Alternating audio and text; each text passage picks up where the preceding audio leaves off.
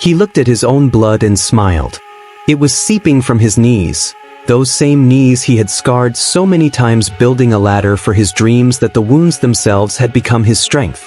This was the moment he realized his story wasn't over, it was just beginning. And this is the story of the boy the world called helpless. His name was Ahmed. And from the start, life had ground him through such a bitter mill that his very childhood was filled with nothing but bitterness.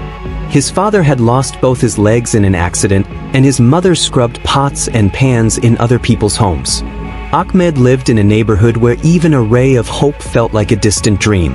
Sleeping on an empty stomach, watching classmates laugh at his torn shoes, listening to his teacher scold him, "Ahmed, you will never amount to anything." This was all part of his daily life. But the deepest pain came after school. A few boys with hulking frames would block his path. They would snatch his backpack, laugh at his old clothes, and tease him, calling him the poor nerd. One day, they shoved him so hard he stumbled into a dog's water bowl on the street corner. The bowl overturned, soaking his clothes in dirty water. Those boys were roaring with laughter, but in Ahmed's eyes, there were no tears, only a strange, burning fire. He got up, silently picked up his bag, and walked away. That day, when he got home, he didn't see his mother crying. Instead, she saw him crying for the very first time. In the days that followed, a strange restlessness grew inside him. He couldn't even focus on his studies. The thought constantly haunted him. What if those boys come back? His confidence was shattered. He felt utterly powerless and helpless. It was as if he was trapped in a deep, dark pit with no way out. Mountains of deprivation, humiliation, and despair were collapsing on him from all sides. One day, a new sports teacher arrived at school, Mr. Abid. From his first day, he was observing everyone's physique and demeanor. His gaze fell on Ahmed, sitting hunched in a corner, lost in his books. He noticed how when those same boys passed by, Ahmed flinched and lowered his head in fear. Mr. Abid called him to his office. "Is something troubling you, son?" he asked softly. Ahmed just kept his head down. "Are you afraid?" Ahmed's eyes flickered. He nodded. "Fear isn't a bad thing, Ahmed. Fear tells us there's something in our lives we want to change.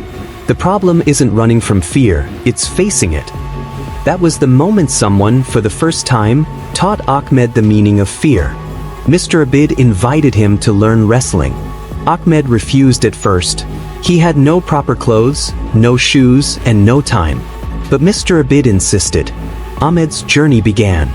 Waking up at 4 a.m., doing household chores, going to school, and practicing wrestling in the evening. On the very first day, he was thrown to the mat over and over again until he was bruised and broken. His body wasn't strong enough. His knees were scraped raw and bloody, his hands blistered. When he got home, his mother saw his wounds and her heart ached to make him stop, but she saw a new glint in Ahmed's eyes, a spark she couldn't bring herself to extinguish. Months passed. Ahmed's life became a machine. Study, work, train. Those boys still bothered him, but now Ahmed had learned to ignore them. His focus was solely on his goal. He knew that one day he would handle them all by himself. A year later, a major wrestling tournament was held at the school. Ahmed signed up. The very boys who had always tormented him were also competing. When they saw Ahmed, they burst out laughing. "This scrawny kid is going to wrestle? He'll get blown over by the wind." But when Ahmed stepped onto the mat, his eyes held that same fire from the day in the street. His first match was against one of those bullies. The bout began.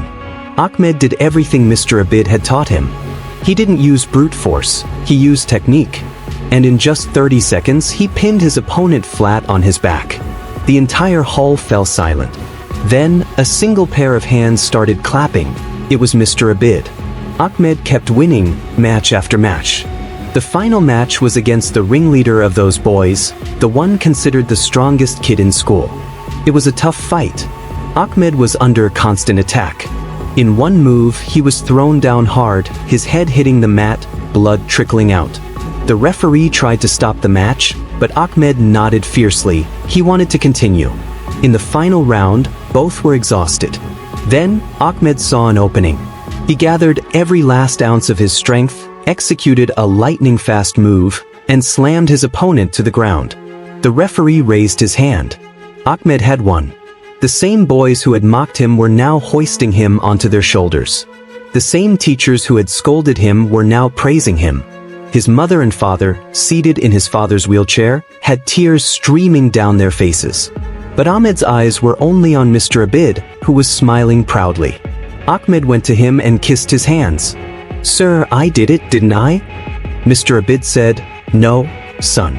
You showed the world what was always inside you. You just finally let it out." Ahmed is a successful coach today, teaching wrestling to young people. He often tells his students, "Life can knock you down again and again and again. It can scar your body, it can break your heart, it can try to make you feel worthless. But there is one thing it can never kill, the fire inside you that gives you the strength to get back up." Losing is not a bad thing. The bad thing is when you give up. Your struggles are not your weaknesses, they are your strengths. They are your story. So get up. Look at the wounds on your knees and smile. Because those wounds are the path to your destination. Take that first step today, no matter how small it is. Because when you start walking, the destination automatically starts coming closer to you.